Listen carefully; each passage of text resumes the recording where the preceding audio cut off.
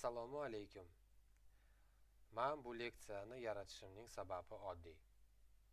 Internetda treyderlik haqida juda ko'p gap bor. Lekin ko'pchilik faqat foydani ko'rsatadi. Haqiqatni esa kam odam aytadi. Treyderlik bu tez boy bo'lib ketish yo'li emas. Bu kasb. Shuning uchun bu kursni pul haqida emas, balki haqiqatdan boshlaymiz. Birinchi leksiyamizda treyderlik sizga mosmi yoki yo'qmi, shuni aniqlab olamiz.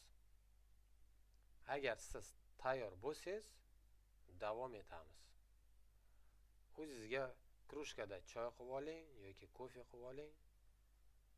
Demak, ketdik. Yana avval undan aytaman, qaniydi men o'sha treyderlikni yo'limi boshida tanishib olganimda, shunaqa video bo'lganda, shunaqa qilib tushuntirganda, balki men tradingga ham kirmasdim. Demak, birinchi blok. Treyderlik nima? Treyderlik bu narxlar farqidan foyda olish san'ati. Oddiy qilib aytganda, treyder arzonroq joydan sotib oladi, qimmatroqqa sotadi. Yoki qimmatroq joydan sotadi, pastroqdan yopadi. Bu sehr emas, bu kazino emas.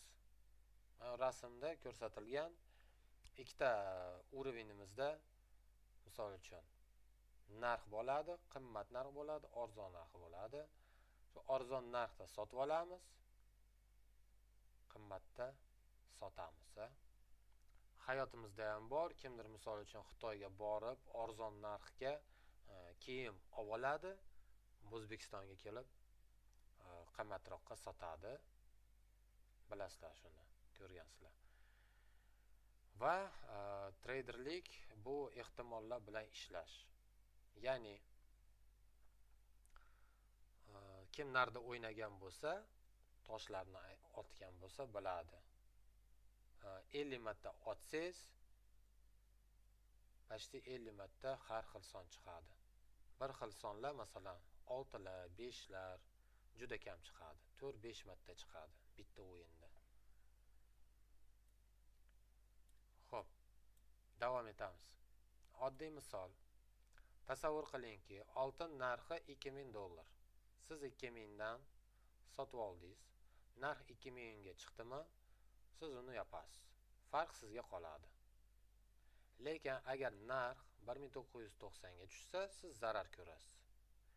Shuning uchun treyderlik bu nafaqat foyda haqida, balki zarar nazorati haqida ham.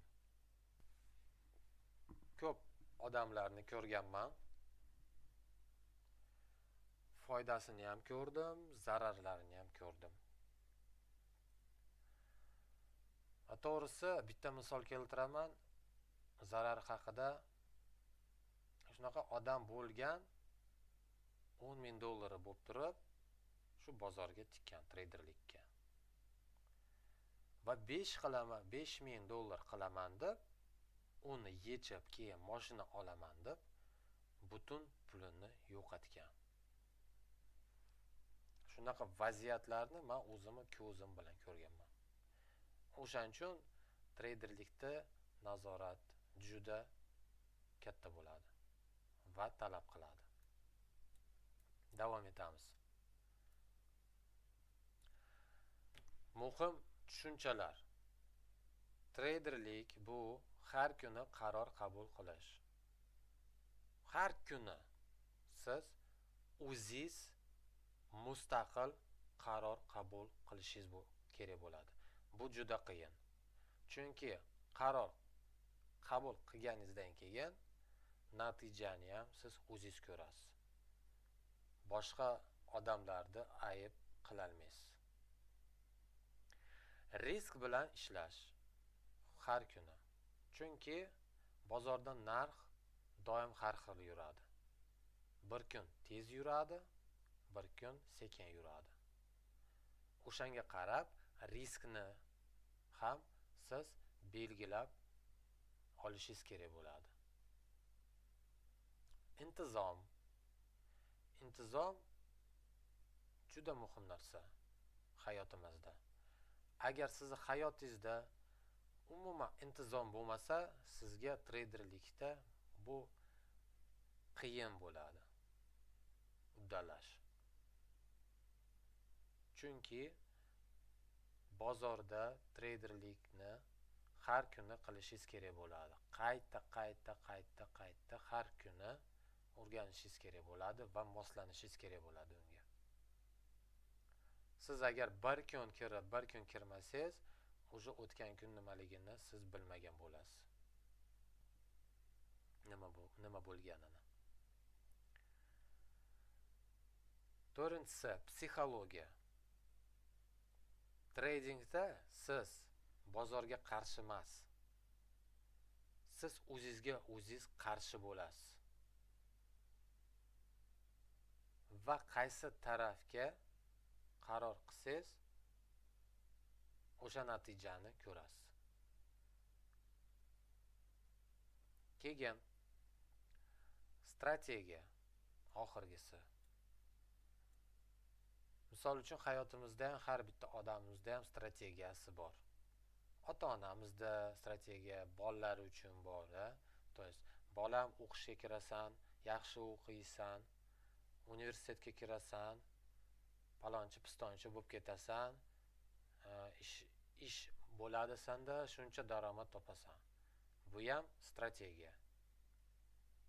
Va tradingda ham shu kabi strategiya kerak bo'ladi. Shu strategiya bo'yicha siz doim ishlashingiz kerak bo'ladi. Strategiyadan tashqari chiqdingiz, bozor sizni chiqarib yuboradi sizni o'yindan. Agar strategiya bo'lmasa, bu qimor hisoblanadi. Agar sizda risk nazorati bo'lmasa, bu bankrotlikka olib boradi. Shu ikkita narsani eslab qolinglar. Davom etamiz. Eng muhim gap, treyderlik bu tez boy bo'lish yo'li emas. Aytib o'tdim boshida, yana bitta qaytaraman. Treyderlik bu tez boy bo'lib ketish yo'li emas. Bu kasb. Har qanday kasbni o'rganish uchun vaqt kerak, sabr kerak, tajriba kerak bo'ladi. Любой kasbni, siz medik bo'lasizmi, vrach bo'lasizmi, pajarniy bo'lasizmi, siz shu kasblarga ham vaqt ajratasiz, sabr qilasiz va keyin tajriba orttirasiz. Treyderlikda ham xuddi shu narsa bor.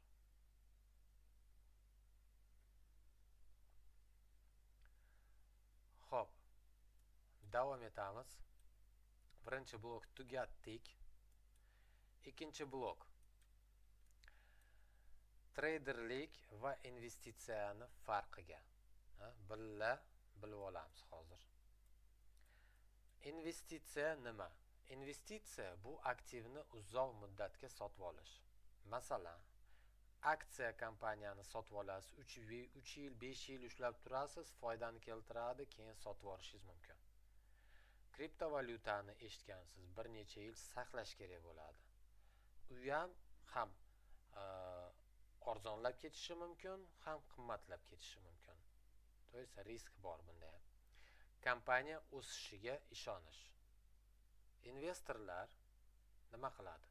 Fundamental analiz qiladi. To есть полный analiz qiladi. Misol uchun kompaniyani siz ko'rsangiz, qanaqadir sizda misol uchun 1 milliard bor, Qatga pul tiqay deb o'tirasiz, qatga investitsiya qilay deb o'tirasiz. Sizga shunaqa kompaniya chiqdiki, siz uni fundamental analiz qilishingiz kerak bo'ladi. Bu kompaniya qanaqa?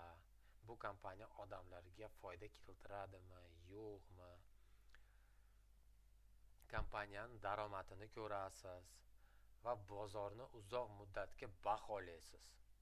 Shu 3 ta narsani qilasiz. Investor bo'lib. Bu juda sekin jarayon. Bilib oldingiz. Keyingisi treyderlik nima?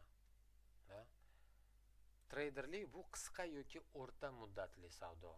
Treyder grafik bilan ishlaydi, narx harakatini kuzatadi, kun ichida yoki bir necha kunda savdo qiladi va o'zini riskini boshqaradi. Treyder uchun vaqt muhim. Nimaga? Chunki siz grafikka kirganingizda любой mahal siz kira olmaysiz. U kutadi sabr qilib. Narx qaysidir joyga kelganda keyin qaror qabul qiladi. Sotib olishga yoki sotishga. O'sha vaqt o'tgandan keyin, misol uchun, pastdan sotib olgan, tepadan sotib olgan. O'sha narx yurishi uni foydasi. Tushunib oldik. Davom etamiz.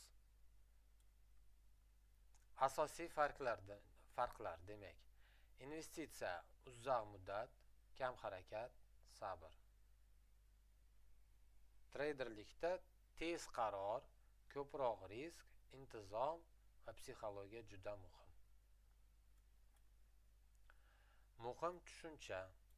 Investor bozor o'sishini kutadi, treyder esa bozor harakatidan foydalanadi. Bozor ko'tarilsa ham treyder ishlaydi, tushsa ham treyder ishlaydi. Qisqa qilib aytganda, investor vaqt bilan ishlaydi, treyder esa narx bilan ishlaydi. Buni tushunib oldik. Ikkinchi blokni tugatdik. Uchinchi blokka o'tamiz. Uchinchi blok: nega odamlar treyder bo'lishni xohlaydi? Chunki erkinlik bor. Ko'pchilik o'ylaydiki, ishga borish shart emas, ofisi yo'q, boshlig'i yo'q, baqiradigan ishchilar yo'q, asabga o'ynaydigan. Internetingiz bo'lsa, bo'ldi. Bu to'g'ri gap. Kim ham yaxshi ko'rmaydi uyda o'tirib pul topishini, ha? No, erkinlik intizomsiz ishlamaydi. Tradingda siz uyda o'tirsangiz ham, uyingizda ham intizom bo'lishi shart. To'y siz turasiz, planingiz bo'yicha ish tutasiz, ertalabdan kechgacha. Va bozorga ham xuddi ish kabi bir xil vaqtga kirasiz, bir xil vaqtda chiqasiz. Ikkinchisi, yana nimaga treyderlikka kirishadi? Cheksiz daromad imkoniyati bor. Chunki oddiy ishda oddiy oylik olasiz. Va o'sish sekin bunda. Lavozimingizdan qachon ko'tarishadi, Xudo biladi. O'shanda ham agar direktorda tanish bilishi bo'lmasa, sizni lavozimingizni ham sizni chiqarib turib, boshqa odamni qo'yib qo'yishi mumkin. Treyderlikda chegara yo'q, natija sizga bog'liq. Lekin daromad ham, zarar ham cheksiz bo'lishi mumkin. Aytib bo'ldik. Birinchi blokda yana qaytarilyapti. Qancha ko'p topsangiz ham, shuncha ko'p yo'qotasiz. Shunisi bor. Sizga bog'liq. Davom etamiz. Moliyaviy mustaqillik.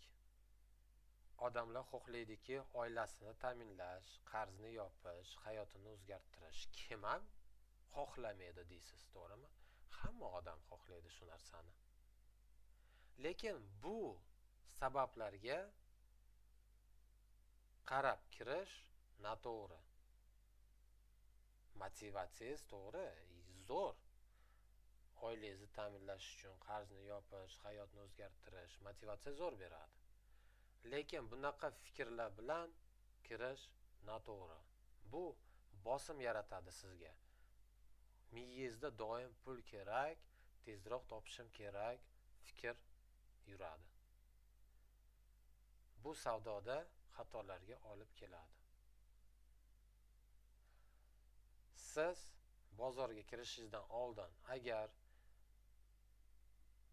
xonadoningizda tinchlik bo'lsa, siz u tinchlikni yaratishingiz kerak bo'ladi, ta'minlashingiz kerak bo'ladi. Xolodilnikni to'ldiring, janjal uyda qilmang, urushmang.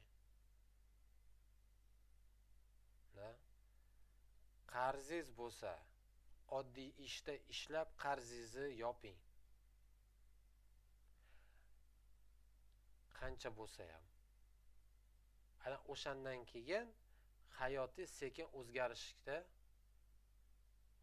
qadam qo'yasiz. Oilangiz tinch, qarzlaringiz yo'q,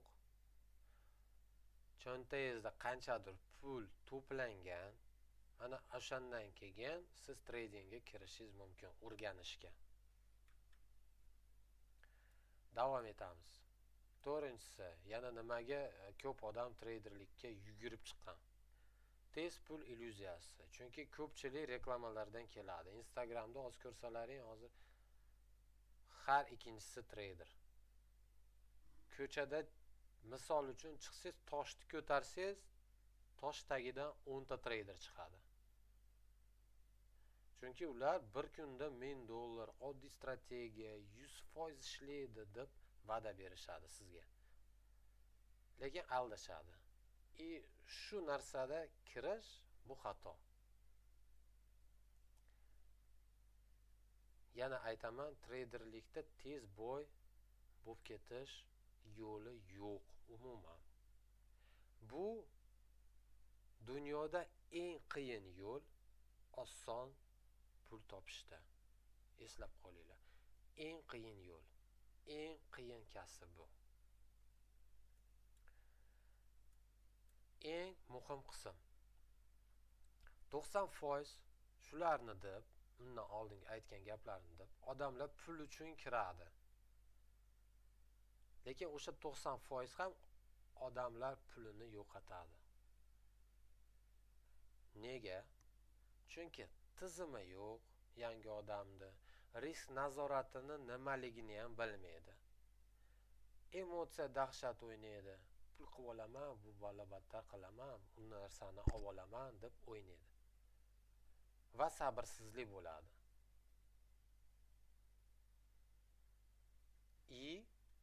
Shunga qarab, o'sha 90% odamlar pul yo'qolishi 10% yaxshi treyderlarga o'tib ketadi. 10% treyderlarda tizimi bor, risk nazoratini biladi, emotsiyani umuman o'ynatmaydi bozorda va sabrlik bilan kutadi o'zini chiqishini bozorda. Agar siz faqat pul uchun kirayotgan bo'lsangiz, uzoqqa bormaysiz, bu 100%. Agar mustaqil, mas'uliyat bilan bu kasbni o'rganaman desangiz, unda imkon bor sizda. Marhamat. Xo'p, demak, 3-blokni biz tugatdik, tushunchani oldik, xulosaga keldik.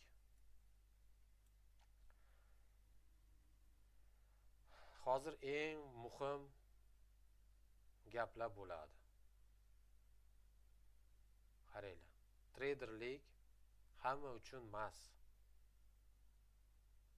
Shuni bilib olingki, boshidan boshlaymiz. Treyderlik sizga mos bo'ladi agar siz o'zi hayotingizda sabrli bo'lsangiz. Emotsiyani nazorat qilsangiz.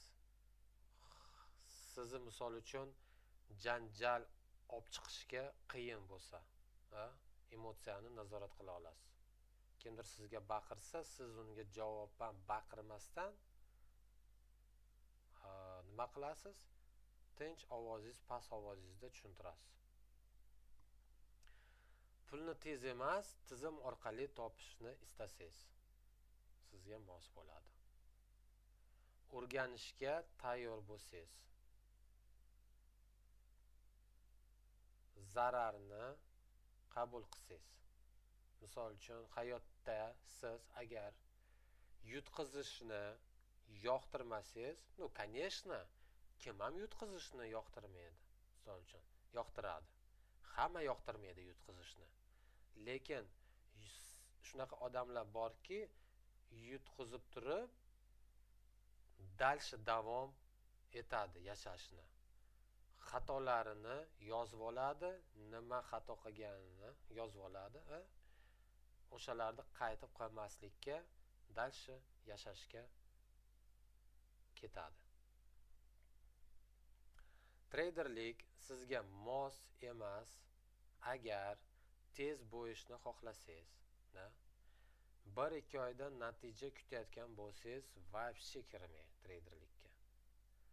Stressni yomon ko'rsangiz, misol uchun siz stress вообще qabul qila olmaysiz hayotingizda, siz uchun bu azob juda katta, sizga bu narsa mos emas.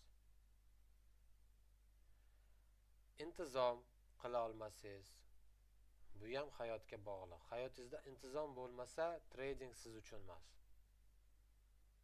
Bilib oling. Risk qilishdan qo'rqayotgan bo'lsangiz, siz agar hayotda tinch odam bo'lsangiz, hech qayerga chiqmasangiz, uyda o'tirsangiz, siz demak risk kamroq qilgan odam bo'lasiz. Risk ko'proq qilgan odam ko'chada yuradi. Shunaqa endi qilib, umumiy qilib aytaman. Eng muhim haqiqat, treyderlik bu pul topish o'yini emas. Eslab qoling. Bu riskni boshqarish kasbi. Agar inson riskni boshqara olmasa, u uzoqqa bormaydi. Yana bir bor aytaman, har bitta kasbda siz birinchi o'qiysiz. Tradingda ham siz o'qiysiz. Siz tradingni sevib qolishingiz kerak bu kasbni. Yoki sizga kamida qiziq bo'lish kerak bu kasb. Kasbni o'rganib olganingizdan keyin har kuni siz bozorga kirsangiz, o'rgansangiz, pul esa o'zi keladi. Bu любой kasbda shu. Siz misol uchun universitetda 4 yil o'qiysiz, bilimingizga pul sarflaysiz, keyin ishga kirasiz, pulingizni qaytarasiz. Treyderlik ham xuddi shu narsa. Endi yakuniy 3 ta savolim bor. Endi o'tirib o'zingizga savol bering. Xotirjam. Men haqiqatdan ham bunga tayyormanmi? Shuncha hozir narsani eshitib olganingizdan keyin. Ikkinchi savol, men kamida 1-2 yil o'rganishga tayyormanmi? Chunki shunaqa odamlarni ko'rdimki, 5 yil, 10 yilda ham daromadga chiqmagan. Sabablari har xil bo'ladi. Uni biz bilmaymiz. Uchinchisi, men yo'qotishlarni qabul qila olamanmi? Ya'ni pul tikishga tayyormisiz bu kasbga? Xuddi shu universitetdaqa kontraktga tushsangiz, siz pul to'laysiz, 10 million, 15 million. Keyin ishlab bu pullaringizni qaytarasiz. Bu ham xuddi shunaqa. Tradingni o'rganish uchun siz pul tikishingiz kerak, vaqtingizni tikishingiz kerak o'rganish uchun. Agar javob ha bo'lsa, siz bilan keyingi videolarda uchrashamiz. Yo'q bo'lsa, hech qisi yo'q. Zato bilib oldingiz trading nimaligini va shu videoni yopganingizdan keyin eng yaxshi ko'rgan ishlaringizga borib, yaxshi ko'rgan ishingizni qilasiz. Siz hech narsa yo'qotmaysiz. Unda sizlar bilan xayrlashamiz. Sog' salomat bo'linglar.